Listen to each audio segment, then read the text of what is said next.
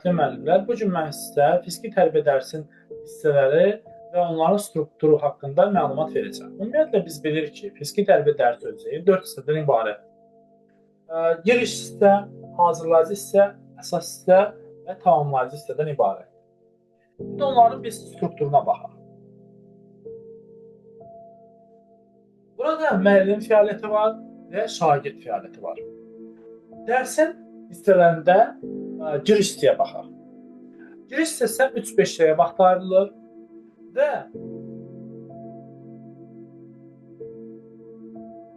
dərsdə həyata keçiriləcək standartla əlaqədə informasiya sistemi və nəzəri biliklərin verilməsidir. Dərsin giriş hissəsində və motivasiya formalaşdırılmasıdır. Müəllim fəaliyyətinə keçək. Müəllim dərsin məqsədi, istifadə olunacaq hərəkətlərdir, qaydaları izah edir və motivi formalaşdırır. Ümumiyyətlə, deyək, burada biz dedik ki, standartla əlaqədar məlumat verir. Məlumatın verilməsi standartla əlaqədar belə bir standart qoya bilərik ki, nümunə kimi 1, 3, 1. Birinci məzmun xətti biz bilirik ki, informasiya sistemi və nəzəri biliklərdir. Birinci məzmun xəttinin 3-cü əsas standartı dərsin təşkil idarə olunması haqqında biliyinin nümayiş etdirilməsidir və alt standartda ola bilər ki, burada dərsin sıra təşkili haqqında məlumatın verilməsidir. Deyə bilər ki, sıra nədir, cərgə nədir, bu haqda məlumatın verilməsidir. Dərsin elə bir şey giriş hissəsidir. Şagird fəaliyyəti. Şagird fəaliyyəti nədən ibarətdir? Şagird fəaliyyəti bundan ibarətdir ki, hərəkət və oyunların istifadəsini anlayır, dərsdə fəaliyyətini planlaşdırır şagird ki, nə edəcək dərs müddətində? Bu, şagirdin fəaliyyəti. Motivasiya sualı müəllim belə bir motivasiya sualı qoya bilər ki, sürət qabiliyyətinə aid ən sürətli sinifdə kimdir? Uşaqlar. Deyə bilər ki, mən müəllim. Və yaxud da digər şagird deyir ki, deyək, 50-dir.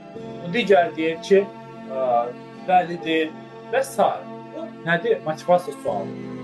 Və yaxud da belə bir sualı qoymaq olar. Motivasiya sualından ən sürətli uçan quş hansı quşdur? Deyəcəklər, qartal quşu. Və yaxud da fərqli versiyalarından deyəcəklər ki, onlar dərhal bu motivasiya sualını cavablandıracaqlar. Keçək indi dərsin hazırlayıcı hissəsinə. Hazırlayıcı hissə 8-10 dəqiqə vaxt ayrılır. Burada nə edilir? Sıra, mümkün hərəkətlərdir, xüsusi hərəkətlərdir, yerinə yetirilir və şagirdin əsas hissəyə hazırlamasıdır, fiziki yükünə hazırlamasıdır. Müəllim fəaliyyəti nədən ibarət?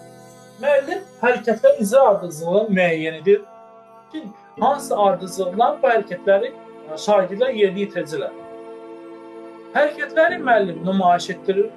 Yadda saxlayın ki, müəllim hərəkətləri nümayiş etdirir, şagird isə icra edir. Dərsin hazırlayıcı hissəsində. Sırada cərgədə irəliləmələr təşkil edir müəllim və şagirdlərin orqanizm əsas hissəyə hazırlamasıdır. Fiziki yük icrası hazırlamasıdır.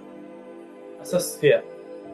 Dərsin hazırlayıcı hissəsində şagird fəaliyyəti nədən ibarətdir?